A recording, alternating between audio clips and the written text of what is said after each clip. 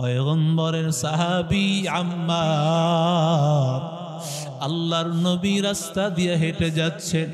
এমন সময় সুমাইয়া রাদিয়াল্লাহু তাআলা আনহা আর তার সন্তান আম্মার দুইজনই দাঁড়াইয়া আছে।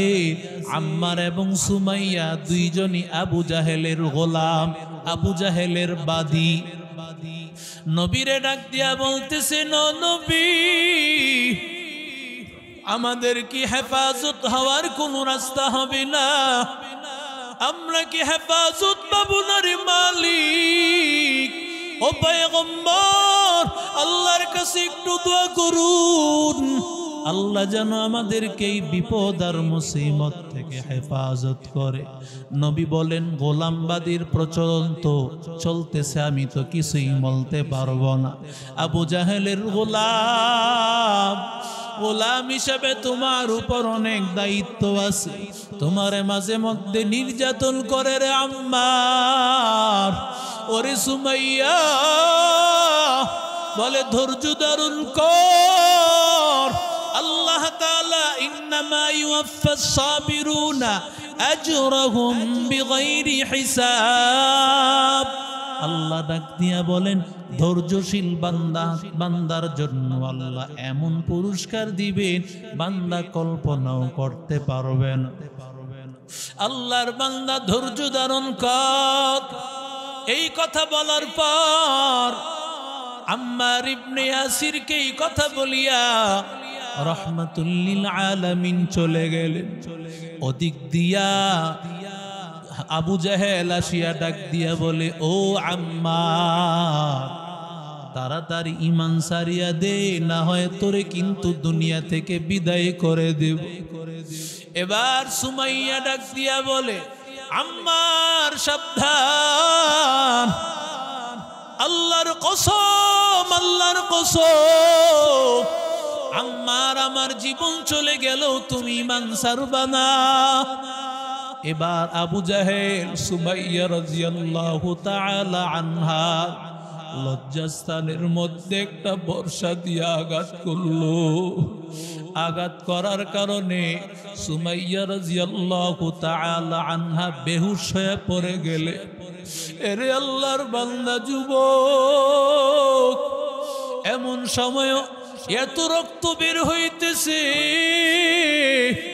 এরপরও সুমাইয়া ডাক দিয়া কয়, রে আম্মার, ঈমান ছাড়বা না, আমি দুনিয়া থেকে বিদায় হয়ে চলে গেল।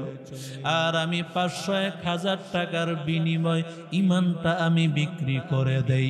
মাত্র 1000 টাকা, 500 টাকার বিনিময় ঈমান বিক্রি করে দেই রে যুবক। ও আল্লাহর বান্দা, কিন্তু সাহাবায়ে কারাম তো এমন ছিলেন না। ওরা জীবন চলে গিয়েছে, এরপরও তারা ঈমানকে বিক্রি করে নাই। ঈমানের সামনে তারা মাথা নত করেছে, দুনিয়ার সামনে মাথা নত করে নাই। এরে আল্লাহর বান্দা যুবক, আম্মার, আল্লাহর কসম, তুমি ঈমান ছাড়বা না, আমার যা হবে হোক, এরপরও তুমি ঈমান ছাড়বা না। আল্লাহর বান্দা বেহুশ হয়ে পড়ে আছে। আবার হযরত সুমাইয়া রাদিয়াল্লাহু তাআলা আনহাকে এমন ভাবে আঘাত করা হয়েছে, ও আল্লাহর বান্দা, আঘাতের কারণে রক্ত প্রবাহিত হইয়া সুমাইয়া শহীদ হয়ে গেল। জান বের হয়ে যাইতেছে, এমন সময় সুমাইয়া ডাক দিয়া বলে, ও আম্মার, আমি তোমারে আল্লাহর শপথ দিয়ে বলতেছি, আমি জীবনটা চলে যাক, এরপরও তুমি ঈমান কোনদিন ছাড়বা না।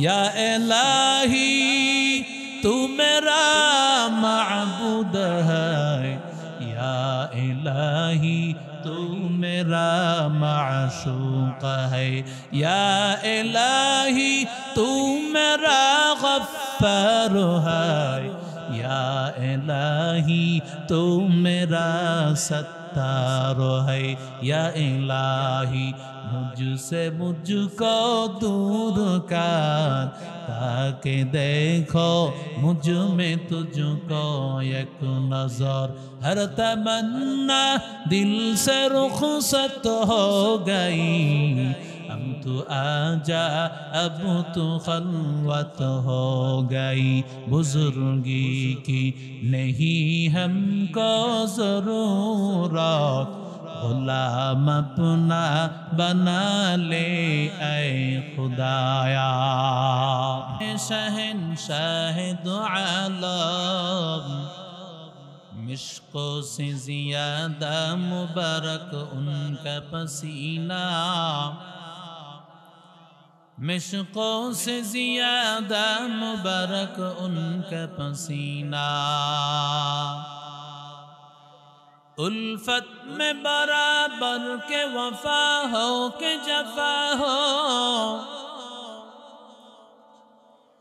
उल्फत में बराबर के वफा हो के जफा हो हर चीज में लज्जत है अगर दिल में मजा हो हर चीज में लज्जत है अगर दिल में मजा हो सकले बोली अल्हम्दुलिल्लाह हामिउस सुन्नाह माद्रासा ও এলাকাবাসীর উদ্যোগে হাফেজ ছাত্রদের দস্তারে ফজিলত উপলক্ষে আয়োজিত 3 দিন ব্যাপী তাফসীরুল কোরআন মাহফিলের আজকে দ্বিতীয় দিন আজকের মাহফিলের প্রধান আকর্ষণ প্রধান মেহমান জামিয়া কোরআনিয়া আরাবিয়া লালবাগ মাদ্রাসার স্বনামধন্য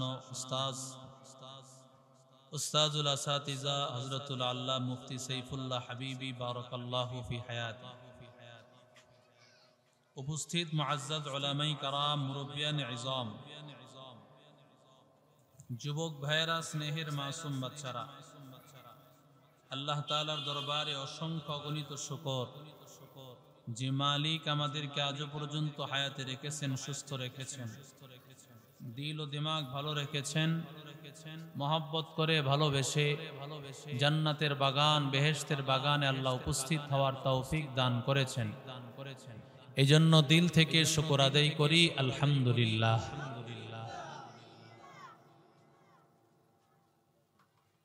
কালামে হাকিম থেকে সূরাতুল কাহাফ থেকে আপনাদের সামনে তেলাওয়াত করা হয়েছে অত্যন্ত সংক্ষিপ্ত সময়ে এই সূরাকে সামনে রেখে শুধুমাত্র সরাসরি কোরআনে কারীম থেকে কিছু কথা বলবার চেষ্টা করা হবে ওমা তৌফিক ইল্লা বিল্লাহ রাসূল করিম সাল্লাল্লাহু আলাইহি সাল্লামকে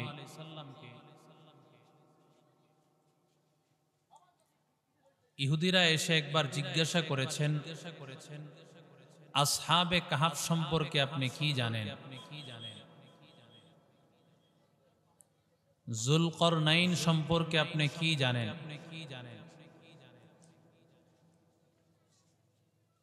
মুহাম্মদুর রাসূলুল্লাহ সাল্লাল্লাহু আলাইহি সাল্লামকে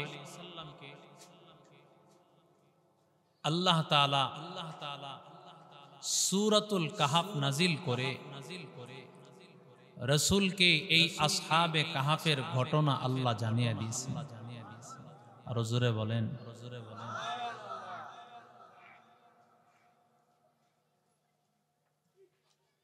বাদশাহ দিকিয়ানুস নামে একজন বাদশাহ ছিলেন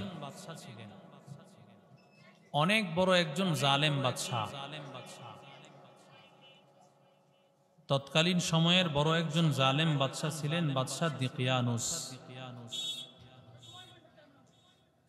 সেই দিকিয়ানুস বাদশাহ তার সময়ের মানুষদেরকে তিনি অর্ডার করেছেন যে আমাকে সেজদা করতে হবে আমার সামনে মাথা নত করতে হবে বলেন তো সেজদা উপযুক্ত একজন যিনি তিনি কে আরো জোরে বলেন পৃথিবীর কেউ সেজদার উপযুক্ত হতে পারে না। বাদশা দিকিয়ানুস বা দাকিয়ানুস যখন এই কথা বলছেন, একটা মেলার মধ্যে তিনি সবাইকে নিয়ে গেছেন। এই মেলার মধ্যে বাদশার মন্ত্রীরা, বাদশার একান্ত ব্যক্তিরাও সেখানে গেছেন। বাদশা যখন বলেছেন, আমার সামনে তোমাদের মাথা নত করতে হবে, ঠিক ওই সময়ে বাদশার একান্ত মন্ত্রীদের মধ্যে, বাদশার একান্ত মন্ত্রী, তথ্যমন্ত্রী, যোগাযোগ মন্ত্রী, বাদশার একেবারে কাছের ব্যক্তিরা, এদের কিছু সন্তান, 7 জনের কথা হাদিস শরীফের মধ্যে আসছে, তাফসীরে জালালাইনের মধ্যে আসছে। আল্লাহ তাআলা এদের সংখ্যার কথা বলেছেন 7 জনের কথা। ইয়ামলিখা মাকসালমিনা মাসলিনা মারনুশ দাবারনুশ শাদিনুশ কাফাশতি তিয়ুশ। এই 7 জন ব্যক্তি, আর এদের সাথে একজন ছিল, তার নাম হলো কিতমির, কুকুর। সুবহানাল্লাহ বলেন, আরো জোরে বলেন সুবহানাল্লাহ। আল্লাহ ওয়ালাদের সোহবত, নেককার মানুষদের সোহবত, হাফেজ আলেমদের সোহবত আমাকে আপনাকে জান্নাতে পৌঁছায়। বেনামাজিদের সোহবত, গুনাহগারদের সোহবত আমাকে আপনাকে জাহান্নামে পৌঁছায়। বাদশা দিকিয়ানুস যখন অর্ডার করেছেন, ওই সময় একজন ব্যক্তি দাঁড়ায় গেছে, আস্তে করে উঠে গেছে, সে সেজদা করে নাই। কিছুক্ষণ পরে আরেকজন উঠে গেছে, একটু পরে আরেকজন উঠে গেছে। এইভাবে উঠতে উঠতে 7 জন উঠে গেছে, গিয়া সবাই একটা গাছের নিচে সবাই বসে গেছে। সুবহানাল্লাহ বলেন। এর মধ্যে একজন ছিলেন যার সাথে একটা কুকুর বসবাস করত। যখন ওই আল্লাহর বান্দা গিয়া গাছের নিচে বসেছে, কুকুরটাও গাছের নিচে গিয়া বসে গেছে। সুবহানাল্লাহ বলবেন। কুকুরটাও গাছের নিচে বসছে। মুফাসসিরিনে কেরাম লিখেন, কুকুর বুঝতে পেরেছে যেই এলাকায় জুলুম চলবে, আল্লাহর নাফরমানি চলবে, ওই এলাকায় আমি কুকুর থাকাও সুন্দর হবে না। সুবহানাল্লাহ বলেন। যেই এলাকায় মাদ্রাসা আছে, যেই এলাকায় কোরআনের একটা প্রতিষ্ঠান আছে, ওই এলাকায় মাদ্রাসা থাকার কারণে গোটা এলাকার আশপাশে যারা বসবাস করে, কোরআনের বরকতে সবাইকে আল্লাহ তাআলা রহমত বর্ষণ করতে থাকে।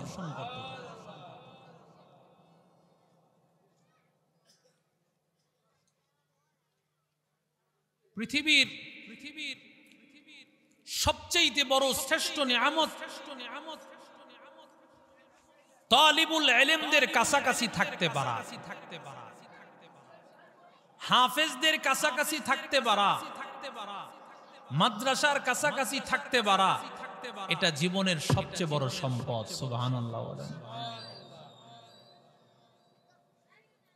7 জন মানুষ গিয়া বসে বললেন গাছের নিচে। গাছের নিচে বসার পর কেউ কোনো কথা বলে না, সবাই মনে মনে চিন্তা, না জানি সে বাদশার কোনো গোয়েন্দা হবে, কোনো কথাই বলে না। এই চিন্তা সবার মনের মধ্যে। হঠাৎ করে এক আল্লাহর বান্দা দাঁড়াইয়া যায়, দাঁড়াইয়া বলতেছে, তোমরা কি জন্য এসেছো? আমি এই জন্য আসলাম সেজদা তো দুনিয়ার কোনো মানুষকে করা যায় না, সেজদা করতে হয় একজনকে। জোরে বলেন কাকে? সেজদা করব না গায়রুল্লাহ, সেজদা করব ইল্লাল্লাহ। সেজদা করব না গায়রুল্লাহ, সেজদা করব ইল্লাল্লাহ। লা ইলাহা ইল্লাল্লাহ, লা ইলাহা ইল্লাল্লাহ, মুহাম্মাদুর রাসূলুল্লাহ সাল্লাল্লাহু আলাইহি ওয়াসাল্লাম। মুসলমান ইমানদার আল্লাহর গোলাম একজন যখন দাঁড়াইয়া বলল, আমার মালিক আল্লাহ, আল্লাহ ছাড়া কারো সামনে মাথা নত করব না, ওই আল্লাহ ছাড়া কারো সামনে ইবাদত করা যাবে না। একে একে 7 জন আল্লাহর গোলাম সবাই দাঁড়াইয়া সবার একই বক্তব্য, আমরা সেজদা করব একজনকে, আল্লাহ ছাড়া কারো সামনে মাথা নত করব না। আতিনা ফি দারে দুনিয়া না হাসান, আতিনা ফি দারে উকবানা হাসান, ইয়া গিয়াসাল মুস্তাগীসিন হদিনা ইফতিখারা বিল উলুমি ওয়াল গিনা। قدر قدرت داري بركمال، أنت ربي أنت حسبي ذو الجلال، تهي قادر جليل الله جهادار، بہر حال تہی میرا نگہدار। সবার একরকম বক্তব্য হয়ে গেল, মালিক একমাত্র আল্লাহ, আল্লাহ ছাড়া আমরা কারো ইবাদত করব না। সবার বক্তব্য যখন এক হয়ে গেল, এবার সবার চিন্তা চেতনা মিল হয়ে গেল। এরে আল্লাহর বান্দা, হাদিসে পাকের মধ্যে আসছে, রূহের জগতে যাদের একত্রিত হওয়া, একসাথে যারা মিল থাকে, দুনিয়ার মধ্যে তারা একত্রিত হয়ে যায়। এরে আল্লাহর বান্দা, রূহের জগতে যাদের সাথে সম্পর্ক কোরআনের সাথে হয়, রূহের জগতে যাদের সম্পর্ক আলিমদের সাথে হয়, রূহের জগতে যাদের সম্পর্ক হাফেজদের সাথে হয়, আল্লাহ তাআলা দুনিয়াতে আসার পরে ওই মানুষগুলোকে হাফেজ আর আলেমদের সাথে আল্লাহ মিলাই দিবে। সোহবতে সালেহ তোরা সালেহ কুনা, সোহবতে সালেহ তোরা সালেহ কুনা, এক জামানা সোহবতে বা আউলিয়া মে তারজ সদ সালা তাআত বেরিয়া, মাইলে মোমেন সোয়ে মোমেন মিশাওয়াত, মাইলে কাফের সোয়ে কাফের মিশাওয়াত। এরে নবীর আশিক উম্মতের দল, এই 7 জন যুবক কেউ জানে না, কারো সাথে কারো কিন্তু সম্পর্ক নাই, কিন্তু সবাই এক জায়গায় বসে গেল। এই জায়গায় আমরা যারা বসছি কেউ কিন্তু জানি না আমরা এখানে বসতে পারবো। বসাইছেন কে? আরো জোরে বলেন। আল্লাহ যদি কবুল করে নেয়, আল্লাহ বলবেন আমিও সুন্নাহ মাদ্রাসার মাহফিলে কোরআনের ভালোবাসায়, হাফেজদের ভালোবাসায় বসেছো, আমি আল্লাহ তাআলা যাও, আমি আল্লাহ তাআলা আমিও সুন্নাহ মানে সুন্নত জিন্দাকারী। যেই মাদ্রাসায় আমার রহমতের নবীর মেহমানরা পড়ে, ওই মাদ্রাসার মোহাব্বতে যারা মাদ্রাসার সাথে সম্পর্ক রাখে, হাফেজরে যারা ভালোবাসে, আলেমকে যারা ভালোবাসে, আল্লাহ তাআলা এই ভালোবাসাকে আল্লাহ তাআলা মূল্যায়ন করিয়া হাসরের ময়দানে বান্দাকে জান্নাতের মালিক বানায় দিবে। 7 জন লোক সবাই যখন এবার একত্রিত হয়ে সবার বক্তব্য এক,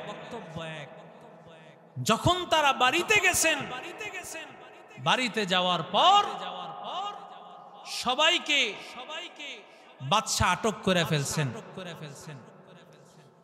বাদশার মন্ত্রী, একান্ত মন্ত্রী যারা আছে এদের সন্তান তো তারা, এদের সবাইকে আটকাইছে। বলতেছে সন্তানদের বাবাকে ডাক দিছে যে তোমার সন্তানকে বুঝাও, সন্তানকে ভালোভাবে বুঝাও।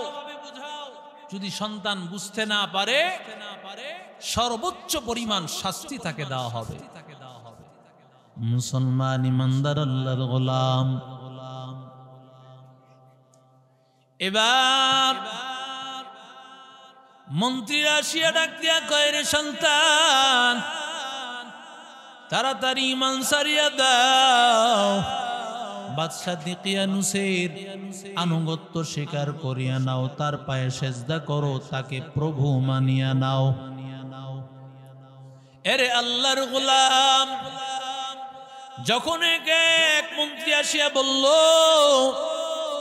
যদি তুমি তোমার আল্লাহর প্রতি ঈমান না ছাড়িয়া দাও, এক আল্লাহর প্রতি ঈমান না ছাড়িয়া দাও, যদি বাদশা দিকিয়ানুসকে না মানো, তাহলে কিন্তু তোমার সমস্ত সম্পদ থেকে আমি বঞ্চিত করে দিব, সম্পদের ভাগ আমি দিব না। সন্তান এবার কি জবাব দেয়? সন্তান ডাক দিয়া বলে, ও বাবা, সব সম্পদ আমি হারাইতে পারি, আমি আমার আল্লাহকে হারাইতে পারি না। আমার দয়া মাওলা রে,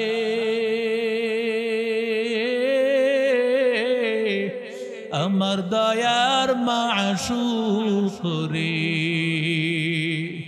কোথায় গেলে পাইব তোমার ঠিকানা, তোমারে বুঝি আমরা পাইলাম না, তোমারে পাইবার আশে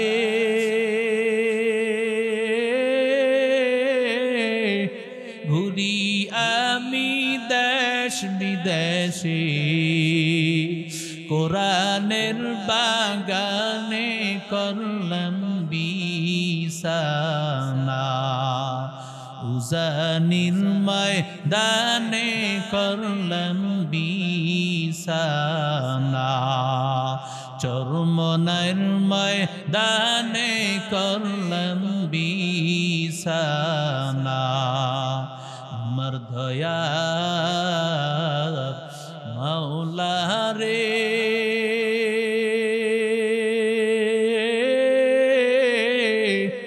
আমার দয়ার মাশূক রে, কোথায় গেলে পাইব তোমার ঠিকানা, তোমারে বুঝি আমরা পাইলাম না। এরে নবীর আশিক উম্মতের দল, আল্লাহর বান্দা যুবক যখন বাবাই ডাক দিয়া বলল, সম্পদ থেকে তোরে বঞ্চিত করা হবে, সন্তান ডাক দিয়া বলে, সম্পদ দরকার নাই, আমি একমাত্র চাই আমার আল্লাহকে। আরেক মন্ত্রী ডাক দিয়া বলে, সাবধান, সময় আছে, ঈমান ছাড়িয়া দাও, আর না হয় তোমারে বাড়িঘর থেকে বঞ্চিত করা হবে। আল্লাহর বান্দা যুবক ডাক দিয়া বলে, ও বাবা, আমারে সব সম্পদ থেকে বঞ্চিত করো, আল্লাহর কসম, আমি বাড়িঘর হারাইতে রাজি, আমি তো আমার জান্নাতের বাড়িঘর, আমি আল্লাহর বাড়িঘর চাই, আমি আমার আল্লাহর বাড়িঘর চাই। রব্বি ইবনিলি ইনদাকা لك بيتا في الجنة ونجني من فرعون وعمله ونجني من القوم الظالمين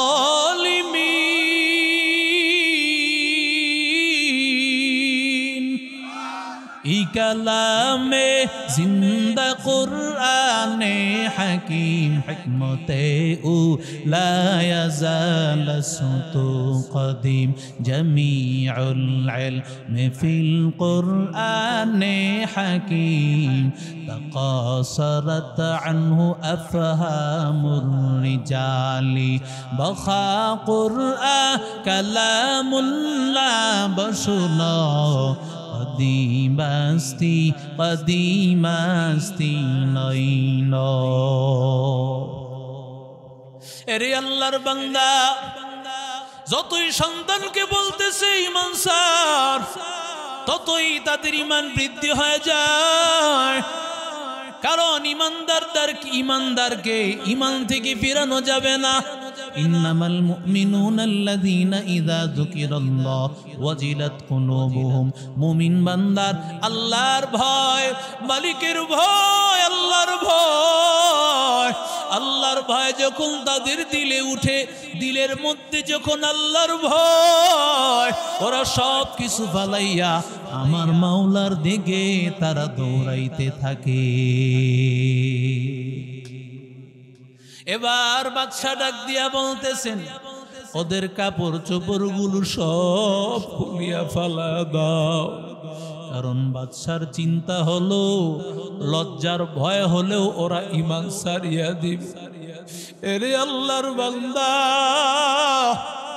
যেমন আম্মার ইবনে ইয়াসির রাদিয়াল্লাহু তাআলা আনহু পয়গম্বরের সাহাবী আম্মার আল্লাহর নবী রাস্তা দিয়ে হেঁটে যাচ্ছেন এমন সময় সুমাইয়া রাদিয়াল্লাহু তাআলা আনহা আর তার সন্তান আম্মার দুইজনই দাঁড়াইয়া আছে আম্মার এবং সুমাইয়া দুইজনই আবু জাহেলের গোলাম আবু জাহেলের বাদী নবীরে ডাক দিয়া বলতেছে নবী আমাদের কি হেফাজত হওয়ার কোন রাস্তা হবে না আমরা কি হেফাজত পাবো না রে মালিক ও পয়গম্বর আল্লাহর কাছে একটু দোয়া করুন আল্লাহ যেন আমাদেরকে এই বিপদ আর মুসিবত থেকে হেফাজত করে নবী বলেন গোলামবাদীর প্রচলন তো চলতেছে আমি তো কিছুই বলতে পারবো না আবু জাহেলের গোলাম হিসাবে তোমার উপর অনেক দায়িত্ব আছে তোমারে মাঝে মধ্যে নির্যাতন করে রে আম্মার ওরে সুমাইয়া বলে ধৈর্য ধারণ কর আল্লাহ তাআলা ইন্নামা ইউওয়াফাস সাবিরুনা আজরাহুম বিগাইরি হিসাব আল্লাহ ডাক দিয়া বলেন ধৈর্যশীল বান্দার জন্য আল্লাহ এমন পুরস্কার দিবেন বান্দা কল্পনাও করতে পারবেন আল্লাহর বান্দা ধৈর্য ধারণ কর এই কথা বলার পর আম্মার ইবনে ইয়াসিরকে এই কথা বলিয়া রাহমাতুল লিল আলামিন চলে গেলেন ওদিক দিয়া আবু জাহেল আসিয়া ডাক দিয়া বলে ও আম্মার তাড়াতাড়ি ঈমান ছাড়িয়া দে না হয় তোরে কিন্তু দুনিয়া থেকে বিদায় করে দেব এবার সুমাইয়া ডাক দিয়া বলে আম্মার সাবধান আল্লাহর কসম আম্মার আমার জীবন চলে গেল তুমি ঈমান ছাড়বা না এবার আবু জাহেল সুমাইয়া রাদিয়াল্লাহু তাআলা আনহা লজ্জাস্থানের মধ্যে একটা বর্ষা দিয়ে আঘাত করলো আঘাত করার কারণে সুমাইয়া রাদিয়াল্লাহু তাআলা আনহা বেহুশ হয়ে পড়ে গেলে এরে আল্লাহর বান্দা যুবক এমন সময় এত রক্ত বের হইতেছে এরপরও সুমাইয়া ডাক দিয়া কয় রে আম্মার ইমান সারবা না, আমি দুনিয়া থেকে বিদায় হয়ে চলে গেল। আর আমি 500-1000 টাকার বিনিময় ইমানটা আমি বিক্রি করে দেই। মাত্র 1000 টাকা 500 টাকার বিনিময় ইমান বিক্রি করে দেই রে যুবক, ও আল্লাহর বান্দা। কিন্তু সাহাবায়ে কারাম তো এমন ছিলেন না, ওরা জীবন চলে গিয়েছে, এরপরও তারা ইমানকে বিক্রি করে নাই। ইমানের সামনে তারা মাথা নত করেছে, দুনিয়ার সামনে মাথা নত করে নাই। এরে আল্লাহর বান্দা যুবক, আম্মার আল্লাহর কসম, তুমি ইমান ছাড়বা না, আমার যা হবে হোক, এরপরও তুমি ইমান ছাড়বা না। আল্লাহর বান্দা বেহুশ হয়ে পড়ে আছে। আবার হযরত সুমাইয়া রাদিয়াল্লাহু তাআলা আনহাকে এমন ভাবে আঘাত করা হয়েছে, ও আল্লাহর বান্দা, আঘাতের কারণে রক্ত প্রবাহিত হইয়া সুমাইয়া শহীদ হয়ে গেল, জান বের হয়ে যাইতেছে। এমন সময় সুমাইয়া ডাক দিয়া বলে, ও আম্মার, আমি তোমারে আল্লাহর শপথ দিয়ে বলতেছি, আমি জীবনটা চলে যাক, এরপরও তুমি ঈমান কোনদিন ছাড়বা না।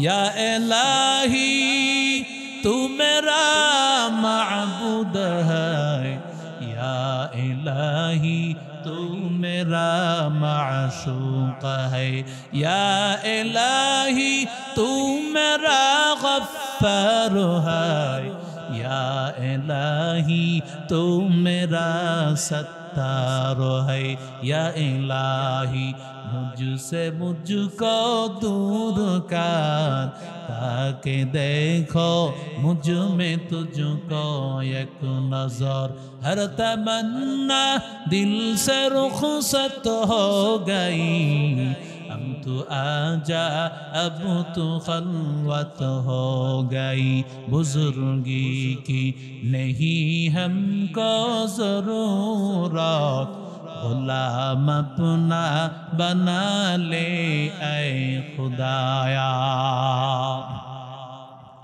এবার যখন সন্তানের কাপড়গুলো খুলিয়া ফেলেছে, সন্তানের মনে মনে চিন্তা, হয়তো বাবা আমাদের উলঙ্গই শরীরটা দেখেও হয়তো মায়া লাগবে। কিন্তু মানুষ যখন ঈমান ছাড়া চলতে থাকবে রে ভাই, ওদের দিলে কোনো মায়া থাকে না। যারা আল্লাহর কোরআন ছাড়া চলবে, ওদের দিলে কোনো মায়া থাকে না। জালেমের সাথে যারা চলবে, ওদের দিলে কোনো সন্তানের মায়া নয়। ওরা টাকা চিনে, ওরা সারাদিন চিনে শুধু টাকার টাকা, ওরা সারাদিন চিনে শুধু ক্ষমতার ক্ষমতা। কিন্তু যারা আমার মালিকরে মহব্বত করে, ওরা আর কিছু চিনে না, ওরা চিনে আমার মাওলাকে। কোনোভাবেই যখন এদেরকে আটকায় রাখতে পারল না, বন্দী করে রাখছে, সেখান থেকে পালাইয়া তারা চলে গেছে। সুবহানাল্লাহ। এবার তারা কি দোয়া করেন? আল্লাহর কাছে বলেন, রব্বানা আতিনা মিন লাদুনকা রাহমা ওয়া হাইয়্ লানা মিন আমরিনা রাশাদা। আয় আল্লাহ, রাস্তাটা সহজ করে দাও। আয় আল্লাহ, আমি তোমার রাস্তায় চলতেছি, জালেমের সামনে মাথা নত করব না, একমাত্র সাজদা করব আল্লাহ, আর কারো সামনে মাথা নত করব না। আয় আল্লাহ, সুদে টাকা লাগাইতে চাই না, হারাম ভাবে ব্যবসা করতে চাই না। আয় আল্লাহ, সাহায্য করে দাও।